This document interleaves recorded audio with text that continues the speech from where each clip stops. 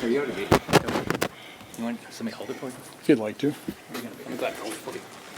So you can see it. So I want to thank you all for coming. I want to thank my colleagues for joining us here. This is, from my standpoint, pretty simple, pretty basic. I view, both Senator Scott and I come from the private sector in business, and we're just used to having financial information and having a pretty disciplined process of reviewing it. Certainly before we agree to budgets in our business. The analogy would be that we as 535 members of Congress, we literally are the board of directors of the largest financial entity in the world, and we never talk numbers. I mean, you've got the number here, so it's not a fair question to ask, but I've been asking colleagues, I've been asking reporters, do you know how much the federal government spent last year? And most people I asked look pretty flummoxed. And I said, don't feel bad, it's not your fault. It's because we never talk about it. And so what I've done is I've just prepared this chart that just gives you some basic information. One number I want to point out is the $4.4 trillion. That's what we were spending totally, mandatory and discretionary spending in 2019 before the pandemic hit. Now again, we recognize we had a pandemic, and Congress spent all kinds of money. In total, is about $6.4 trillion over 3 years more than the baseline of 2019 spending, 6.4. One of the things that surprised me as I put this chart together, breaking out discretionary versus mandatory spending, is I would have thought all that temporary COVID relief spending would have been discretionary. Once the crisis, once the pandemic passed, that spending would have just gone away. But in fact, only $1 trillion of the $6.4 trillion was allocated to discretionary, and $5.4 trillion was put into mandatory. I don't understand that. I'm not sure anybody understands that other than a few budget experts somewhere in the administration or maybe in the appropriations committees. I was shocked by that. The other thing I find pretty shocking, again, we really don't know, what the negotiators are negotiating from a standpoint of discretionary spending. That's what, the Omnibus or NECR is just talking about there. But we do know from the latest Treasury report from 2013 that in total, they're estimating 2023 spending will be $6 trillion. So you look at $6 trillion versus 4.4 in just that 4-year time period. Have we literally just increased the baseline spending from 4.4 to $6 trillion, another a $1.6 trillion increase, about 36% increase? I mean, if that's the case, we'll never balance the budget. I'll throw out two more. I know this is a lot of numbers, but let me just throw a couple more out. Had we just grown the 4.4 by a factor of population growth plus inflation, that number should be about $4.8 trillion, okay? Last year, the federal government raised in revenue $4.9 trillion. Isn't that kind of tantalizing from a standpoint that if we exhibited some financial discipline here, that we actually could have in sight a balanced budget? So we wouldn't keep growing our debt where all this deficit spending wouldn't continue to fuel inflation? One more little factoid to throw out there. Because of inflation, a dollar you all held at the start of the Biden administration is worth less than 88 cents today. We're talking about defense spending. Somewhere we've been told, haven't seen it in writing, but we've been told about $858 billion worth of defense spending. That's only worth about $750 billion from the start of the Biden administration because of inflation. We're mortgaging our kids' future. This is killing us from a financial standpoint. It's got to stop. This process has to stop, which is why I supported Senator Lee's unanimous consent request yesterday to pass a CR. As much as we all hate CRs, the dysfunction they represent, but pass a CR that gets us into next year, not only to give a Republican House an opportunity to respond to the people that put them in place, but also to give us time to start understanding what these numbers actually mean. And so with that, I'd like to, I think, introduce Senator Lee, who offered that CR request yesterday. Just a few days from now, we'll be getting a bill. We'll be receiving spending legislation that we'll be expected to vote on. That spending legislation, I predict, will be 2,000 or 3,000 pages long. It'll spend over $1.6 trillion. And it has yet to be seen by anyone. You haven't seen it. We haven't seen it. In fact, we don't even have top-line numbers for it yet. We're told it's going to be a great deal, that we'd have to jump at it, that it would make a lot of sense. I struggle with that. I also struggle with the suggestion that this is an appropriate activity for Republicans to eagerly engage in at the precise moment when control of the House of Representatives has just flipped from the Democrats to Republicans, and will be flipping as of noon on January 3rd under the 20th Amendment. So I struggle with the suggestion that it makes sense to do that. Gone back as far as the mid-1950s, since 1954, we've seen control of the House flip from one party to the other 5 times. Always in midterm elections during that time period. And during those midterm elections, when it flipped, there are exactly 0 examples of where the outgoing Congress passed a comprehensive spending bill in the lame duck session following that election, producing the majority shifting result. Why would we want to break with this precedent here? Why do that here? Look, the Democratic majority in the House and in the Senate that they've enjoyed for the last 2 years, along with the Democratic White House, has gotten a lot passed. They've accumulated about $4 trillion in new debt during that time period. They've spent an ungodly sum of money. They couldn't get their act together enough to pass a full fiscal year spending bill prior to the election. It was their choice. Not sure why they chose to do it that way, but they did. Having done that, I don't see any reason why Republicans should jump to their aid. Remember, they can't do this without Republican help, at least 10 Republicans in the Senate.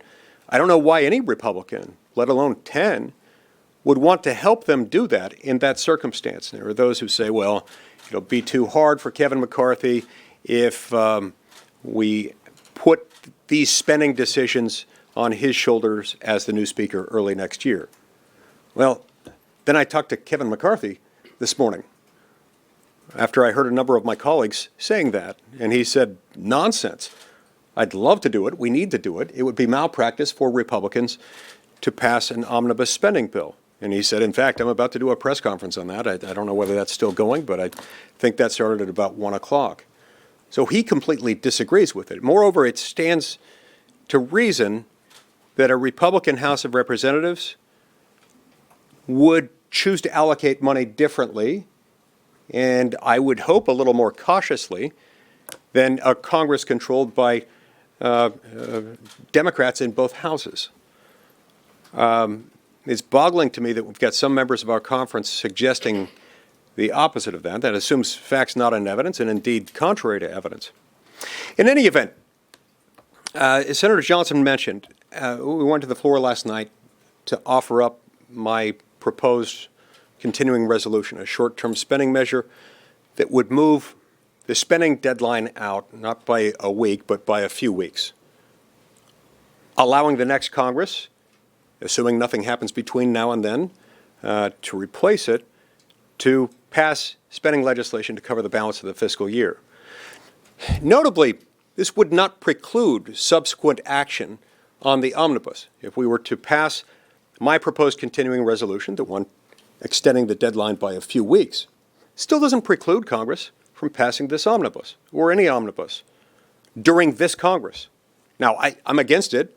I'm against doing that for the reasons I've articulated, and especially because I haven't seen it. None of us have seen it. The public hasn't seen it. The press hasn't seen it.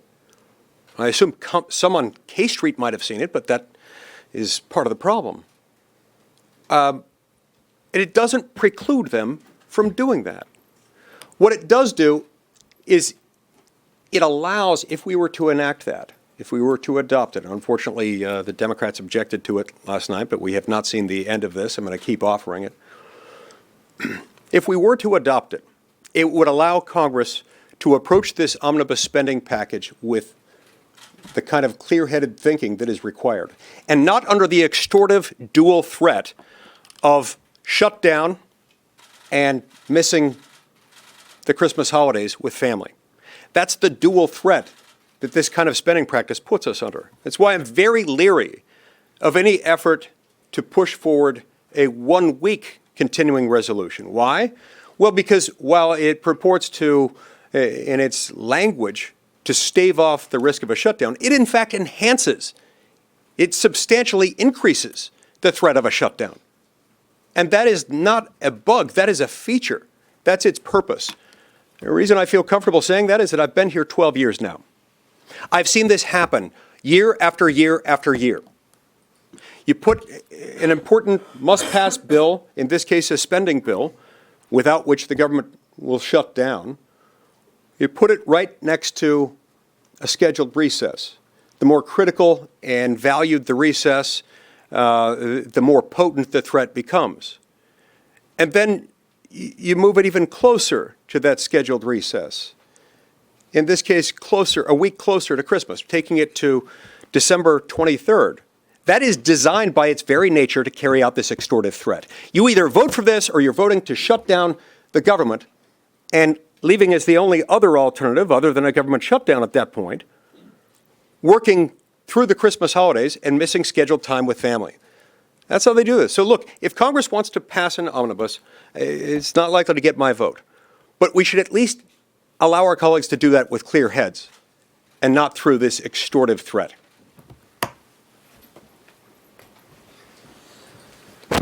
Merry Christmas, America. The Democrats and big government Republicans will be offering you a Christmas tree. Christmas tree in Washington is a bill that has something on it for everyone. You won't know what it is until you get it. You won't be able to read it until it's done, but it will happen, because the only thing that invariably happens in Washington is they will get together to spend money. Democrats and big government Republicans every year pass a budget. But it's a budget that, or a spending bill that has no budget. It'll be a spending bill in which everything is glommed together in one bill. It'll be a spending bill thousands of pages long, and no one will have read it. No one will have encompassed the entire bill, and it'll be given with only hours to read it, and then there'll be a reversal of blame. The blame won't attach to the people who, frankly, I wouldn't put in charge of running a Minute Mart because of their lack of business sense. It won't attach to people who cobbled together a multi-thousand-page bill in the dead of night, didn't show it to anyone, and put it forward. They will say no. If you vote no, you are for shutting down the government. I frankly am not for shutting down the government, but I'm frankly for spending less money and accumulating less debt. As Senator Johnson said, we're the largest financial entity in the United States. I don't know if some guy who owns, or some woman who owns 3 gas stations and a Minute Mart that doesn't have a budget and doesn't have outlays and doesn't have a plan for how they're going to do the spending. They don't cobble it together and say to the board of directors, oh, here it is, you can read it after you pass it. So this is a nightmare way to run the government. I won't participate in it, and I will tell them that it's a rotten, no good way to run a country.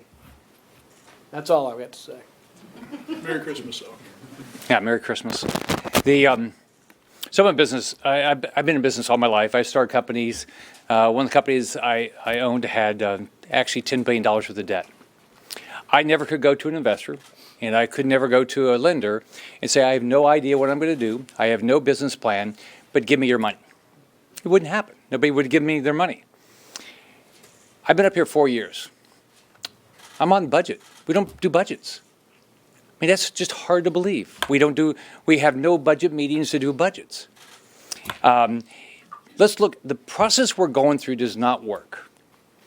$31.5 trillion worth of debt, right? $31.5 trillion worth of debt, unbelievable increase in debt year after year after year. We're at 40-year high inflation. Everybody acts like, oh gosh, inflation is down to 7%. 7%. Wages aren't going up 7%. If you look since Biden got elected, inflation's at least up at 14%, maybe even more if you talk to a typical business person. So the process we're going through does not work. We need to have real budgets. And by the way, you can balance a budget. You guys do it in your personal life. Businesses do it. I was governor of Florida. We walked in. They had not balanced their budget in 20 years. Exit like, oh, yeah, we balanced our budget. No, they just kept borrowing money. We actually balanced the budget every year and actually paid off a third of the state debt. The way we did it is we went through every line in the budget and we said, what's important now? We made choices. Up here, the only choice is to spend more money.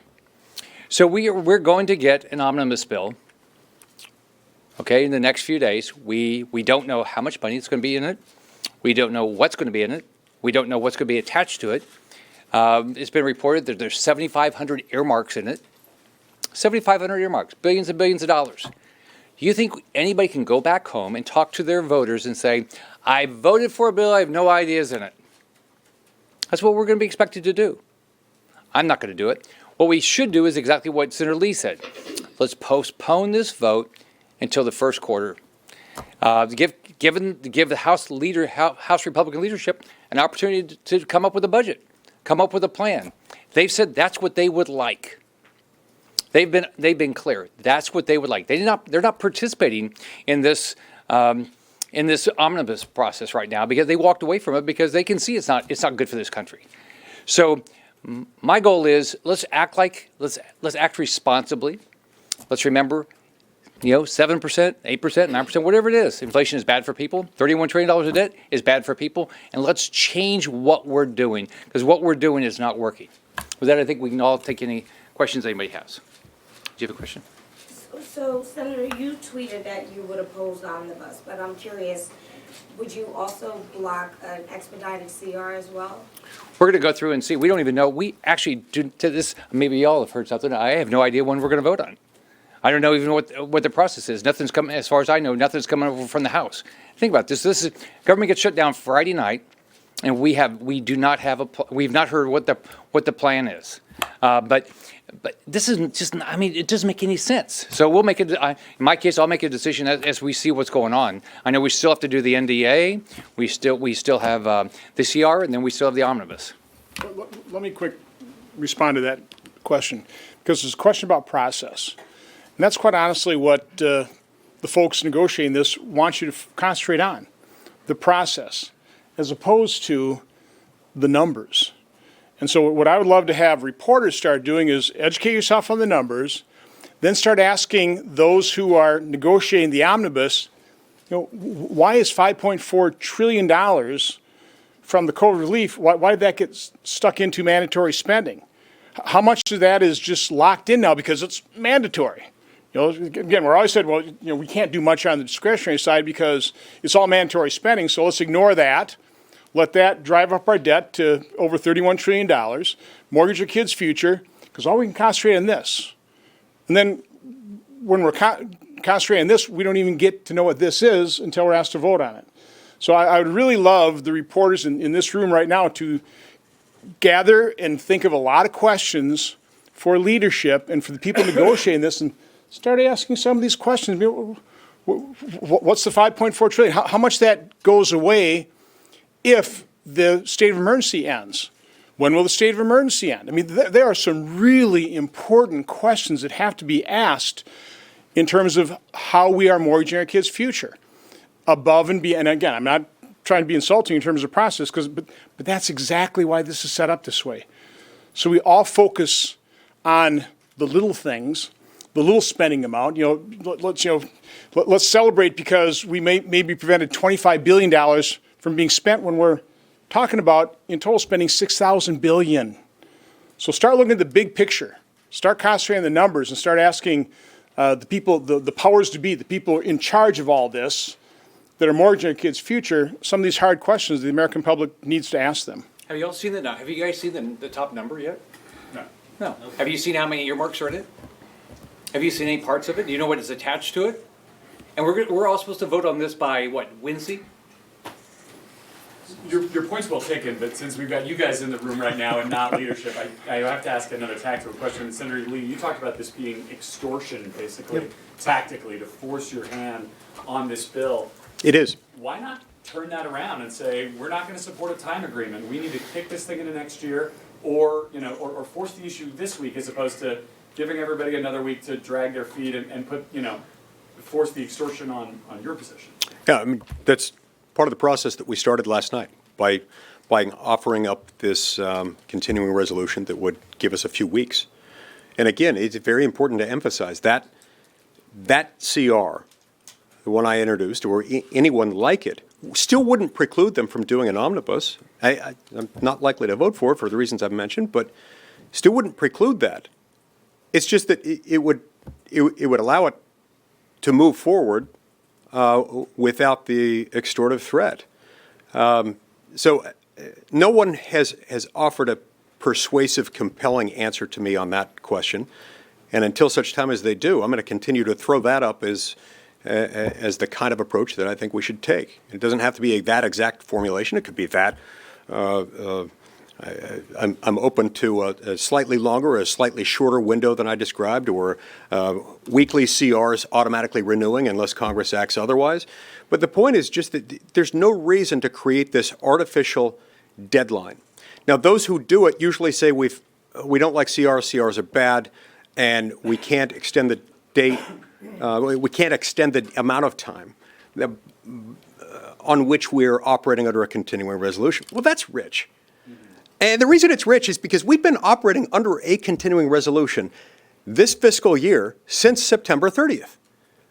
2.5 months. What I'm proposing is just a few weeks. And so if they're now proposing, oh, we can do a week CR, but no more than that. Why is that the magic number? So 2.5 months plus 1 week is okay, but a few weeks beyond that is not. That's completely uncompelling. And I'd love to hear their answer to that. They have yet to provide With no one. conversation Right. since the end of September. None. By the way, let me quick add. So when you're all reporting on this, you know, I hope you report that at least these three senators who supported Senator Lee's proposal for a CR. We don't like CRs.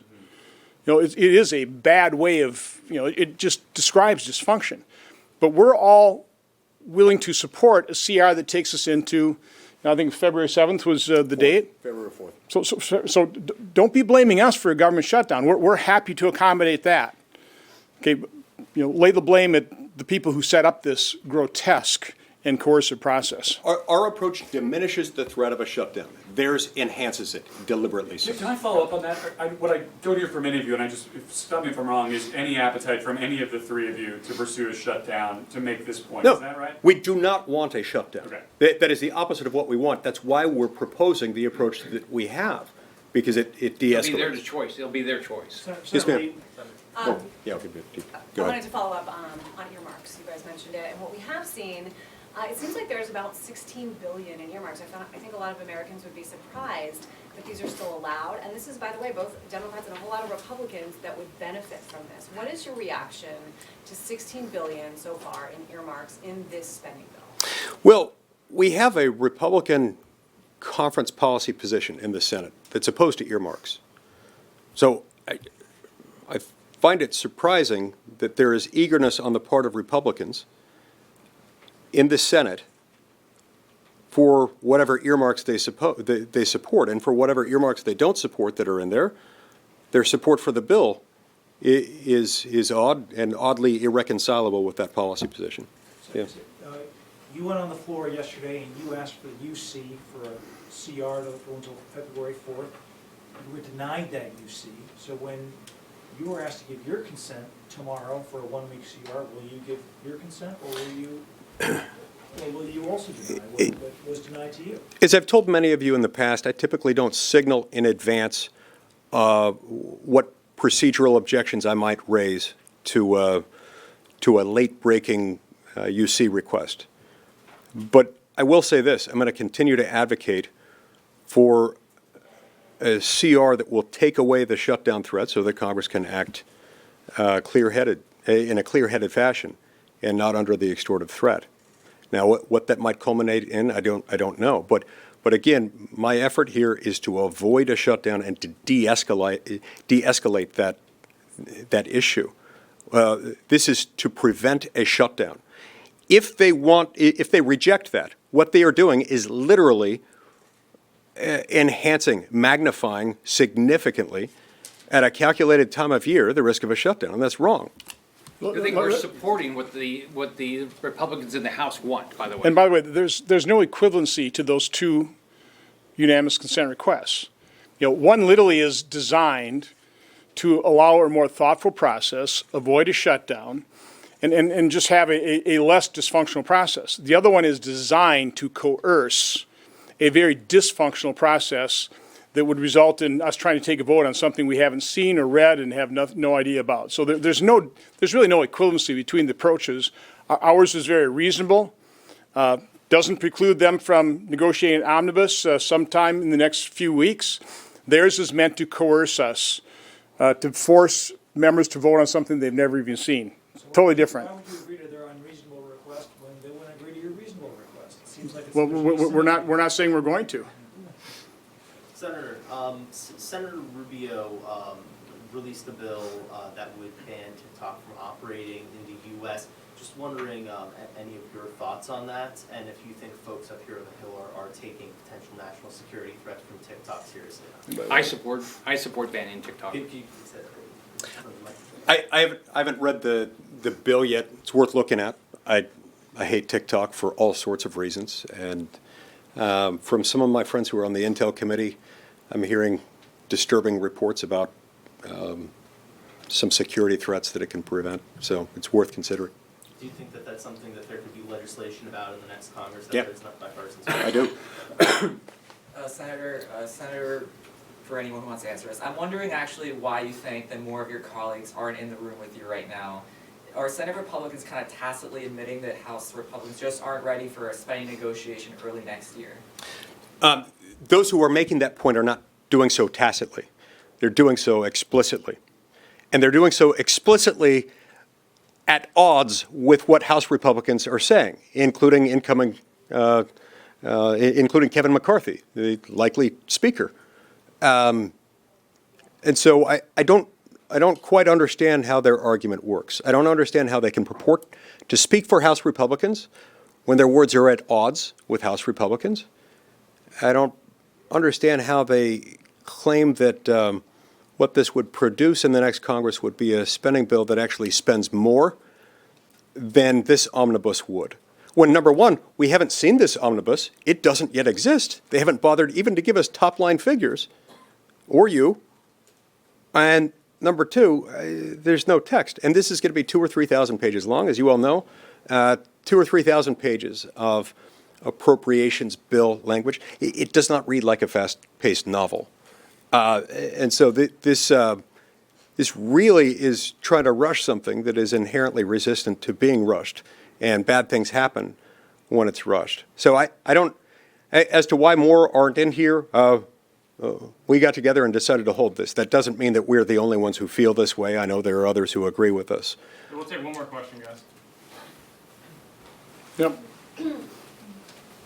If you were to get a short-term CR taking you into the next Congress, what gains or objectives do you think that Republicans could reasonably achieve in a CR or in an omnibus that aren't being achieved in this current package? Well, first of all, it's impossible to say with any degree of specificity on what you're talking about because I haven't seen the bill. No one has seen the bill. The bill doesn't exist. We don't know what the top line is. We don't know how many earmarks are in it.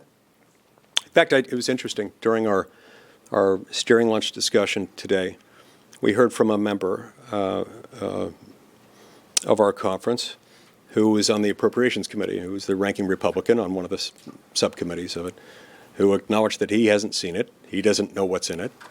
And that's kind of a concern. So anyway, to answer your question, it's impossible to state with any degree of specificity or even much approximation how it would be better than that because we don't know what this is. I do, however, believe two things. Number one, at least, and I'm not even sure that it would result in an omnibus spending bill being acted on only in the next Congress and not this one. If my CR passed, they may or may not still have the votes to pass the omnibus. I really don't know. But at least if it did pass, it wouldn't be passed under the extortive threat of which I speak, which I find so offensive. And number two, I think we can state with a reasonable degree of confidence that if you go from a Democratic House and a Democratic Senate, and then you transition into a new Congress in which there is a Republican House and a Democratic Senate, there will be more Republican priorities, and that's likely to range from everything from the level of spending, defense and non-defense alike, to also other substantive policy priorities in it. It's going to be different, and it's more likely to reflect more Republican principles. In fact, I think it's inevitable that that would be the case. There are those in my conference who disagree with that and say the opposite would be true. I struggle with that logic, and that's a gross understatement. I find that an utterly incomprehensible argument to suggest that it could get worse in the next Congress, that it would be more likely to reflect Democratic priorities than the current omnibus, which we still haven't seen. Let me close this out by kind of combining the answer to both questions. We can't speak for our colleagues, but the fact that there's maybe a smaller group of us kind of speaks to the fact that the coercive process works in terms of getting votes for massive spending. But it doesn't work for the American people in terms of bringing some fiscal sanity to Washington, D.C. So again, we're on the side of fiscal sanity. We're on the side of a process that is transparent so that members and the American public actually understand how the federal government is mortgaging their kids' future. So thank you all for coming. Thanks.